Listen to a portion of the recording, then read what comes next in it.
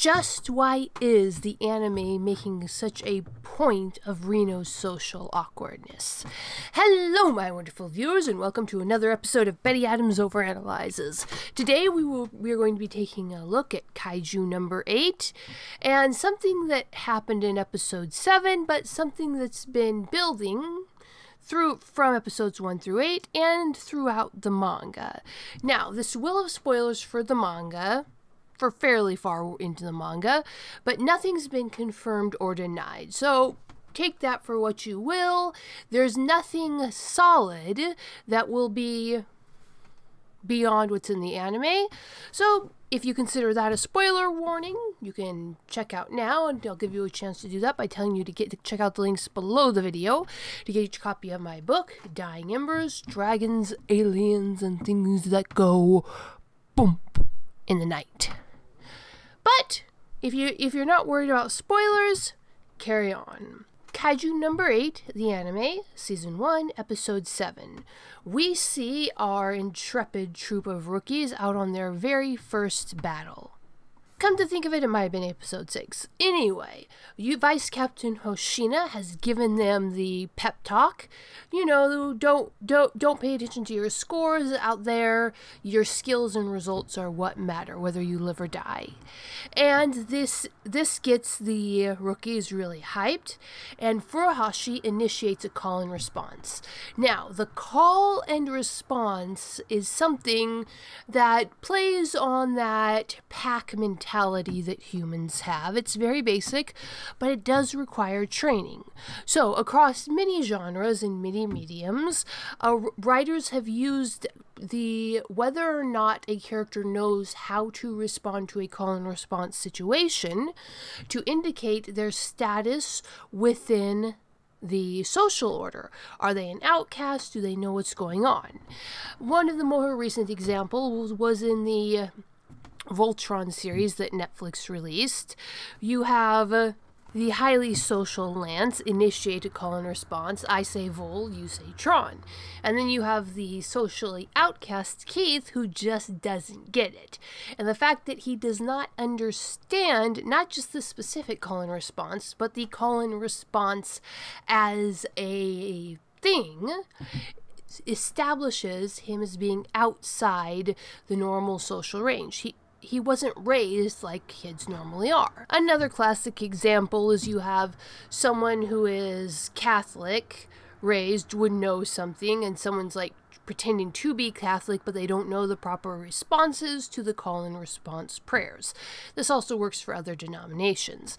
That's very specific though, and they understand the call and response concept, but not the specifics. Comedies sometimes play with this. They have characters giving inappropriate responses. So, in this episode of Kaiju number 8, you have a very hyped up, nervous team of rookies about to go out for their first fight. And you have the exuberant red-haired Aiharu initiate a classic warrior's call and response. That is, one warrior sends up a battle cry, which in Aiharu's case is just a kind of a yell and a roar, and then you have the vast majority of the rookies immediately pick up on this and send it back to him. Aiharu calls, the rest of the rookies respond, except for Reno. Reno is completely taken off guard by this. He did not expect Aiharu to initiate the call and response, and he panics when he realizes that he's missing a social cue. So he misses a social cue, he's aware that he misses the social cue, and he frantically scrambles to respond with the social cue, something that the people around him don't pick up on because they're all nervous and jitters because this is their first battle. But the animators and the camera angle, they make it a big point that Reno did not know the proper response. He had to scramble. He visibly looks around him to see what the other rookies are doing before he gives his version of the response, and he panics because he realizes he's not being like the others. Of course, Kafka and Kikoru, the only other two that we're focusing on, also don't respond in the same way.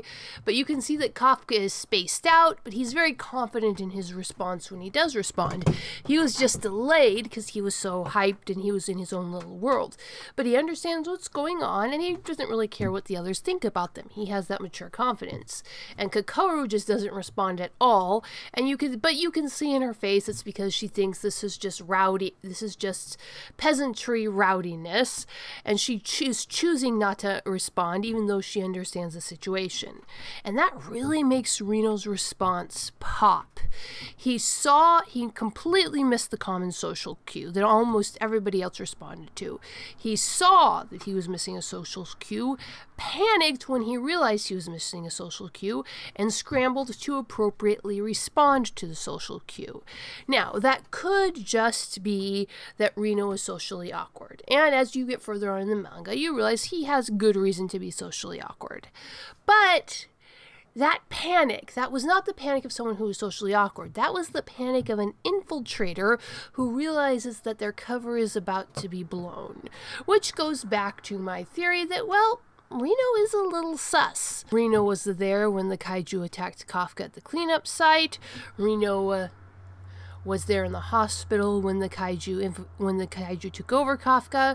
Reno was suspiciously ride or die with Kafka, accepting that giant scary Kaiju was Kafka, and then instantly acting against the Defense Force to protect Kafka right from the beginning. And now we have Reno just being a little bit off in all of his social interactions. Now, this could just be because Reno is a good-hearted kohai who is just dedicated to his senpai, and that would be a very standard shonen trope. And this manga and anime are full of standard shonen tropes. But as you read more and more into the manga, and as you watch more and more into the anime, it becomes clear that some, not most, but some of those standard shonen tropes are hiding major plot twists. And so far, everything that has been added into the anime that wasn't in the manga is for expanding and developing the characters of the deuteragonists, of the secondary characters, building on who they are. So, what is this moment of social awkwardness, where Reno is clearly not only out of his depths, but he panics when he realizes that he is visibly out of his depth? Is this another indicator that Reno is suspicious? Possibly another Kaiju plant, like Kaiju number 9, but maybe from a different Kaiju faction? Who knows? But tell me what you think, my wonderful viewers. Is Reno sus, or is he just a little awkward? Hit that like and subscribe button, and peace out, my wonderful viewers.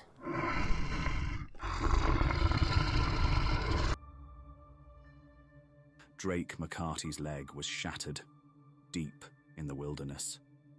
As the flash flood closed over him, something alien pulled him from the waters. A military base that shouldn't exist. An ancient warrior with secrets of his own. Drake returns to his family with a whole leg and the burden of a secret he doesn't understand. In the forest around them, someone is watching, and something followed him home.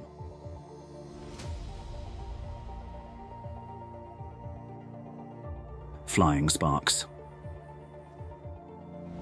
90,000 words of science fantasy adventure. The first novel in the Dying Embers universe is now available on Amazon, Barnes & Noble, Kobo by Rakuten, Google Play Books, and from the author as a signed copy. Get your copy now and step into a world where dragons walk the forest, aliens lurk on the mountain, and things go boomp in the night.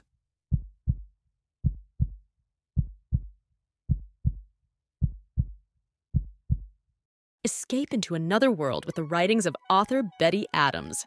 Two worlds, one of utter absurdity, one of dramatic tension, both alike in aliens absolutely astounded by human behavior. Humans are weird, short, absurd science fiction stories.